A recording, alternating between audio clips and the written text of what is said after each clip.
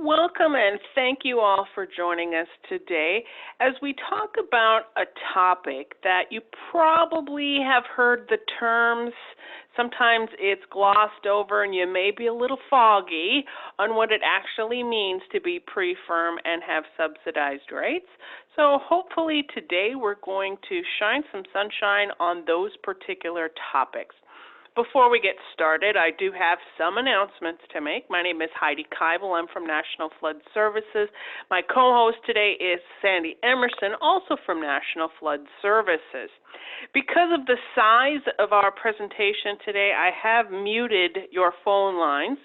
That does not mean you can't ask questions. You can do that by going ahead and typing that question on the chat line. Sandy's going to go ahead and answer questions as we go along.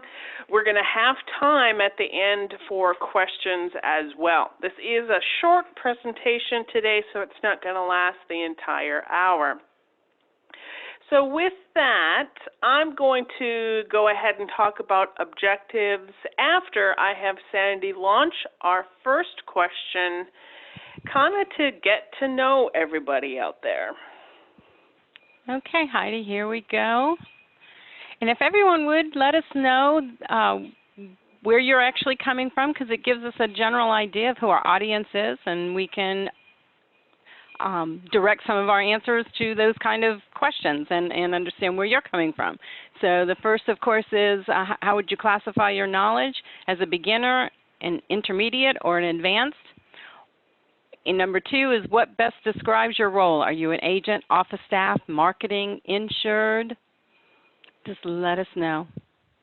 So our about 66% there, Heidi, sorry. Excellent, that's okay. Our presentation today is, we're going to range between the basic to the intermediate side.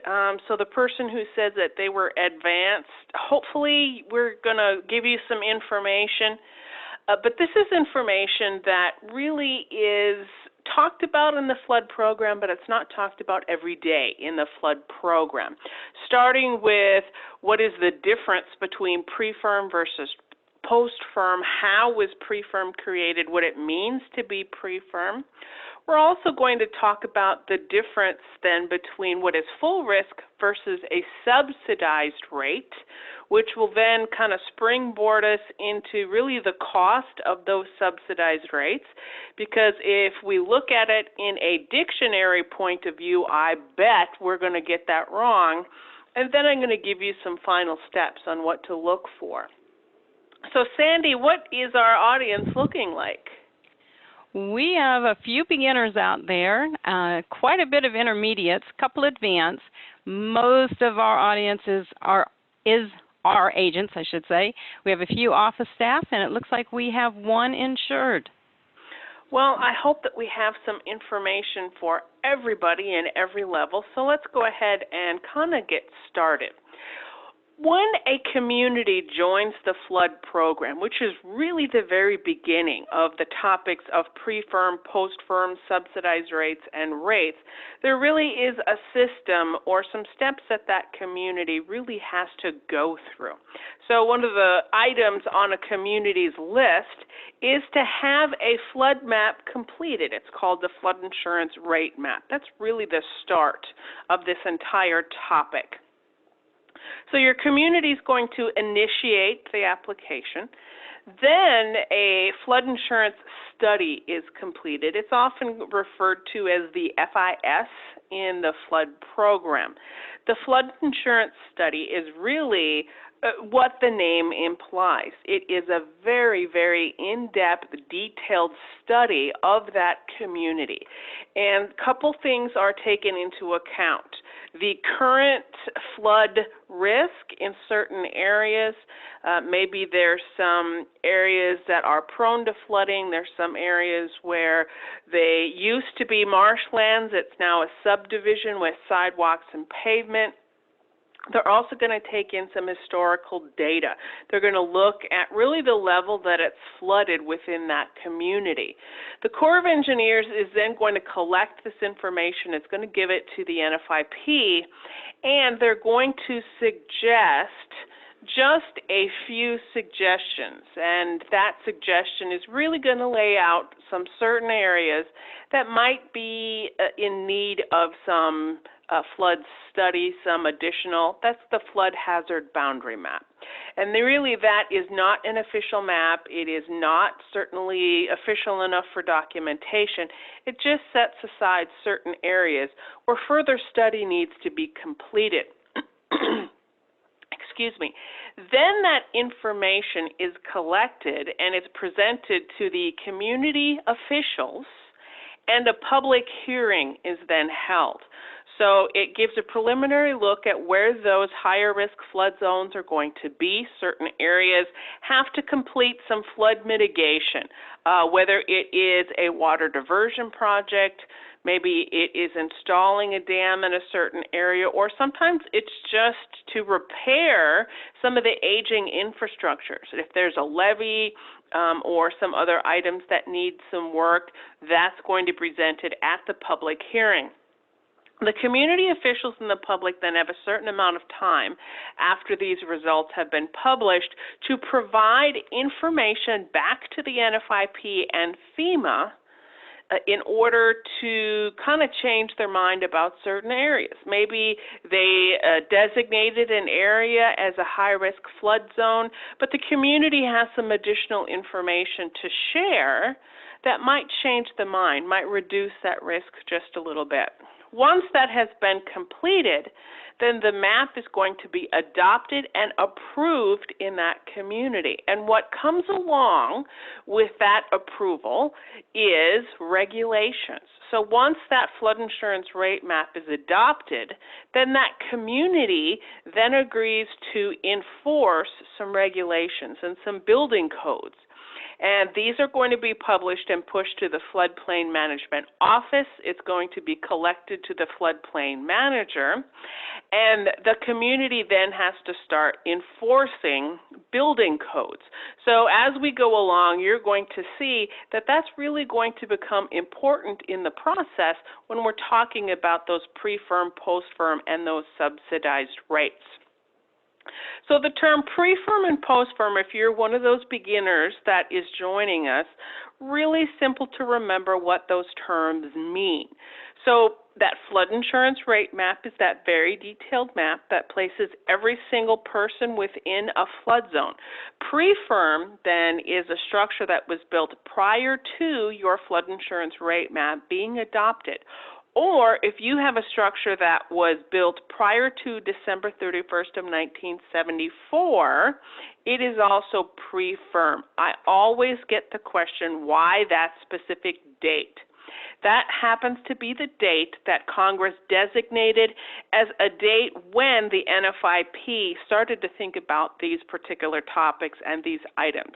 So they just designated a date, so to speak, when the NFIP was prepared for this particular topic.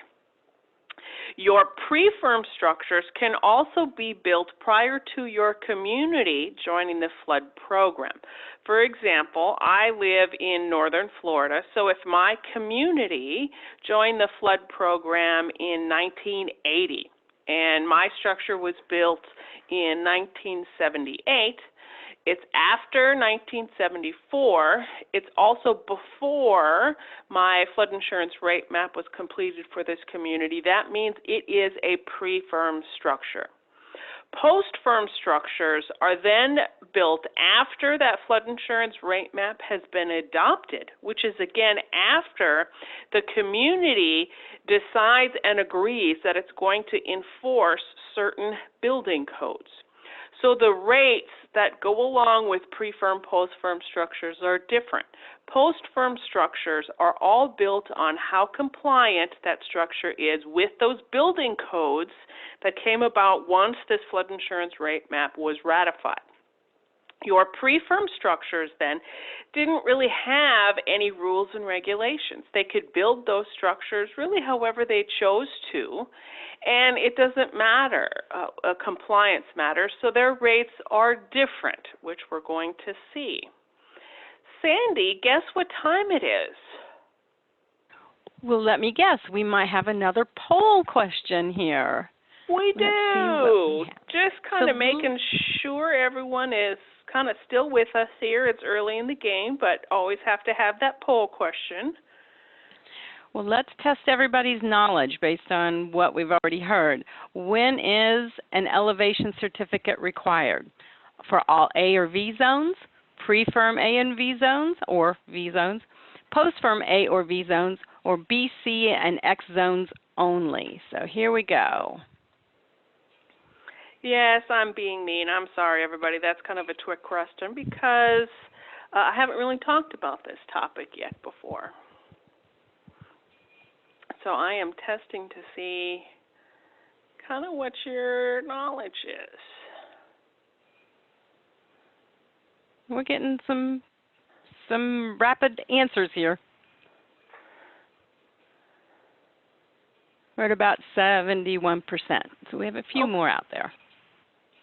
Okay, let's just go ahead and post that. Okay. So it looks like a majority is in all A and V zones. We have a couple of pre-firm A and V zones.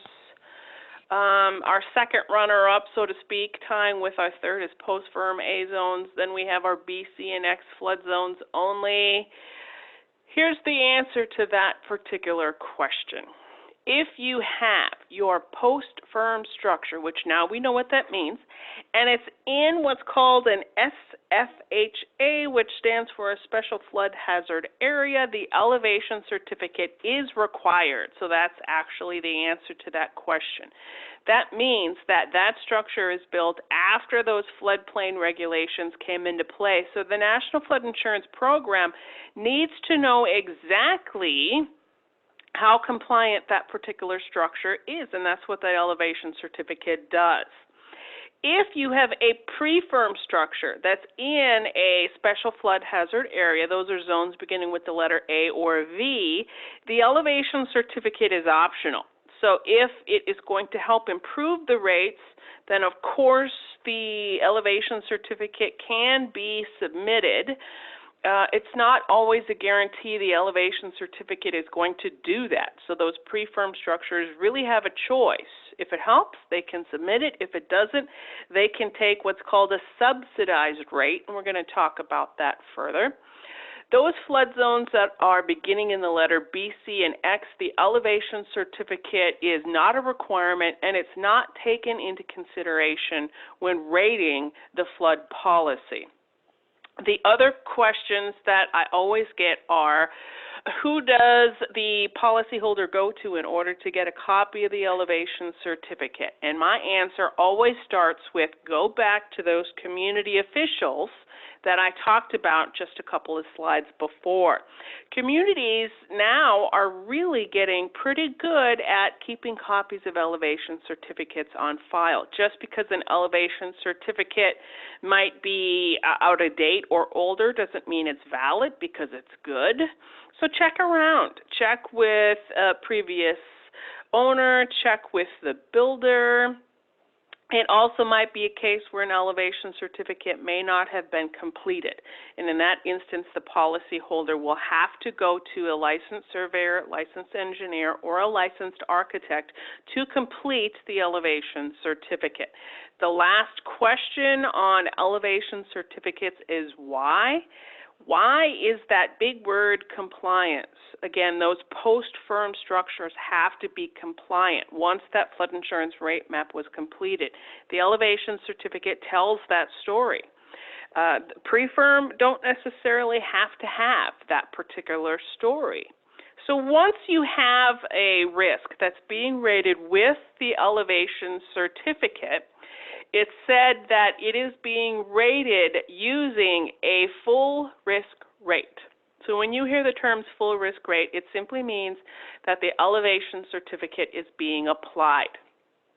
These rates are really what that true flood risk is. It takes into account what is the risk of flooding. It takes into account how compliant that structure is with the rules and regulations of that flood insurance rate map, and the premium better reflects what the risk is. Your subsidized rate, then does not represent what your true flood risk is because it's not being rated with the elevation certificate. They're flat rates, they're standard rates, there's limited underwriting information, so the rates don't reflect what the flood risk is. Now, if you look up the words subsidized in the dictionary, you're going to see that subsidized usually means discounted. Traditionally, your subsidized rates probably were discounted, but in the National Flood Insurance Program, it doesn't necessarily mean that. Subsidized simply means that it's a flat rate and it's not having the elevation certificate taken into account in that rating process. And you're going to see in a couple of slides really what I mean by that. So your subsidized rates occur for those pre-firm structures. They occur when your community allows that structure to be built before the adoption of that flood insurance rate map. Then that Corps of Engineers came in. That property was then moved into a high-risk flood area, zones beginning with the letter A or V. And that's where your pre-firm subsidized rate, that's that perfect storm when that occurs. Currently, probably about 20% of all national flood insurance policies are calculated using this subsidized rate. So it's not a huge amount. We're certainly less than 50%, but there's been lots of changes in this particular area over time. So before I get into legislation, Sandy, I don't see any questions on my half. Do you see any questions over there? Just want to make sure I address that. Nope, it's all quiet right now. Okay, I've either put them all asleep or I have them spellbound with the information I'm giving. So in 2013, we had some very important legislation, and 2013, we often refer it as BW12, but it started some change in the flood program. And that change had some big changes surrounding these pre-firm subsidized rates. This legislation allowed for rate increases that were 25% annually. So if you had that subsidized rate, that premium went up 25% annually. So that premium is increasing until it reaches that full risk rate, which means that your policyholder can have the subsidized rate. Every year on renewal, that premium will go up 25% until the policyholder decides it wants to go ahead and have that elevation certificate applied. The other part of this legislation was if your policyholder loses their subsidized rate. Let's say that Neil had that pre-firm property, he had subsidized rate, he decided, you know what, I'm not using this policy, I'm going to cancel it. But then Neil decides, you know what, I really want to sell this structure. It's 2 years later, and he realizes he needs a flood insurance policy in order to really get a good market on his home. Neil cannot currently go back to that subsidized rate. Neil is going to have to, I call it ponying up and getting the elevation certificate and having it applied. So when we're talking about your subsidized rate, I said it probably is not a discounted rate. We can't really use those terms anymore, and that would make sense if you look at my graphic on the bottom. You start out with that flat rate. Year one, you have a 25% increase. The next year, you have a, guess what, 25% increase. You're guessing my pattern here, right? The next year, 25% increase. The next year, another 25% increase. Obviously, if we do the math, within 4 years, that premium has gone up by 100%. At some point, that rate will get high enough where the elevation certificate really is going to make a difference. When will that be? I know someone wants to ask that question, so I'm going to answer it. The elevation certificate is very individualized for each particular structure. So the NFIP can't say it is in every case always going to be 2 years. until the elevation certificate should be submitted, because it doesn't work that way because the elevation certificate is individualized. So if you're dealing with your pre-firm property with the subsidized rates, eventually the crystal ball says in the future the policyholder will have to submit an elevation certificate. But what is not known and what's foggy in that crystal ball is when the elevation certificate should be submitted.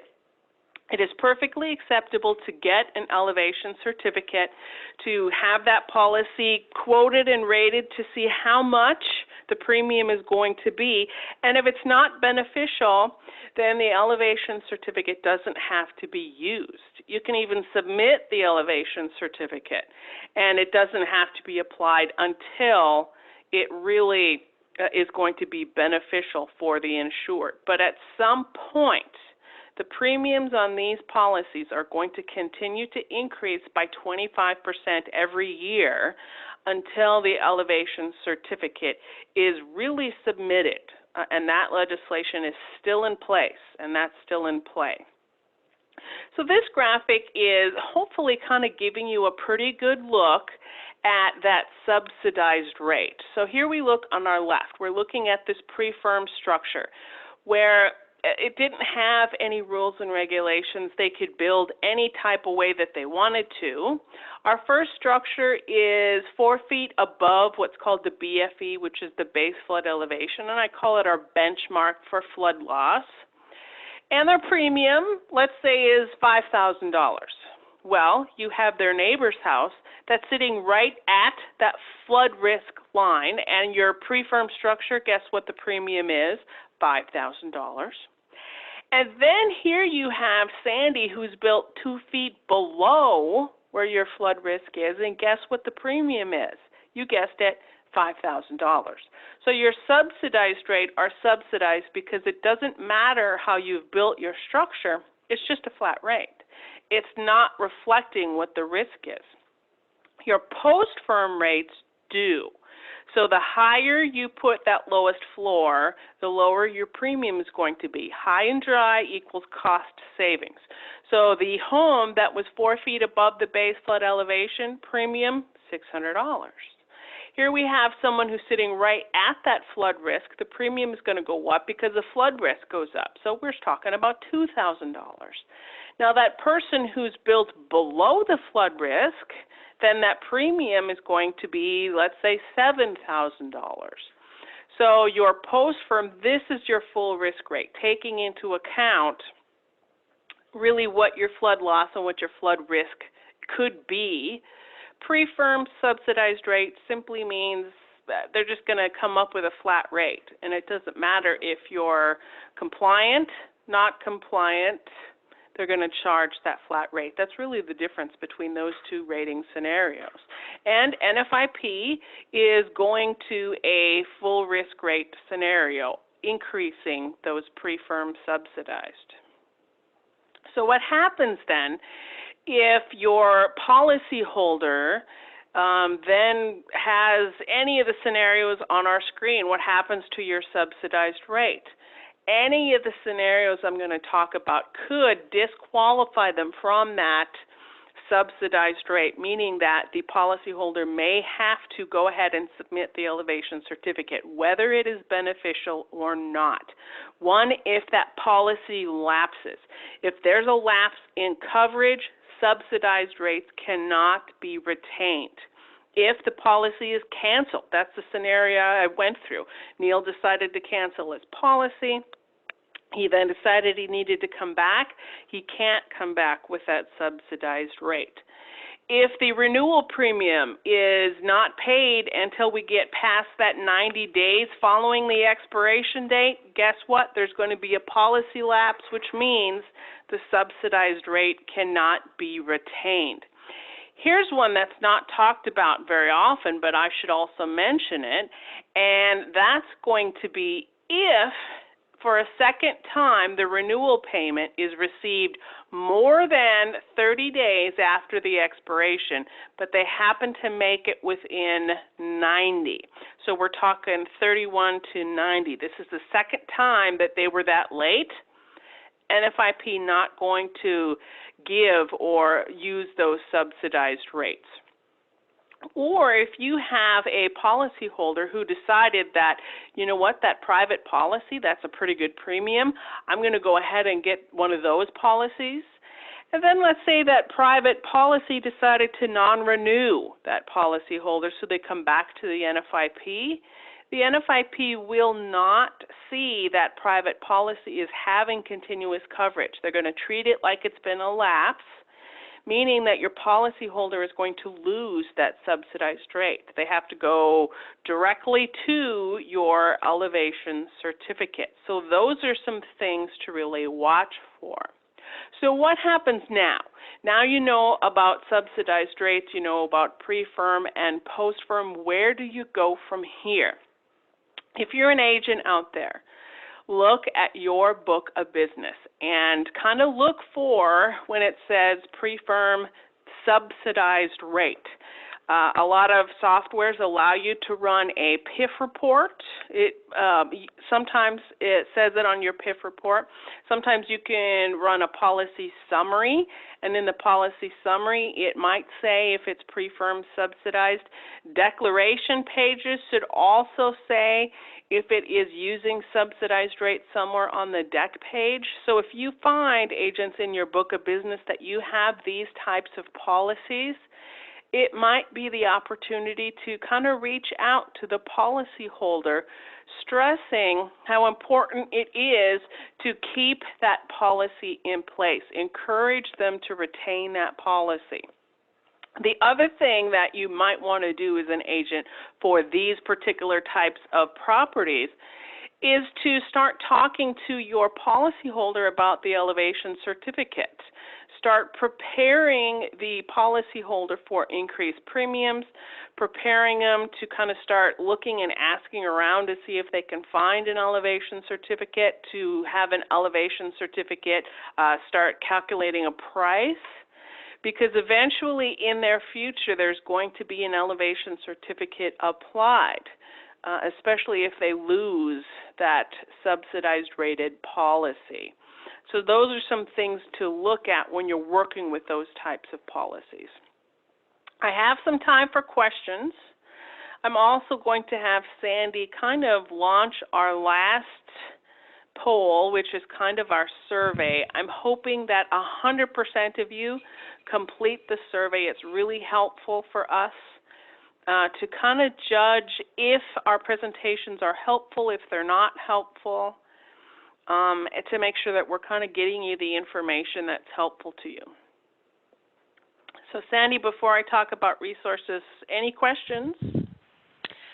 None, but I will tell you that Neil was spellbound earlier, so you've just got him in the palm of your hand. Oh, thank you, Neil. That's awesome.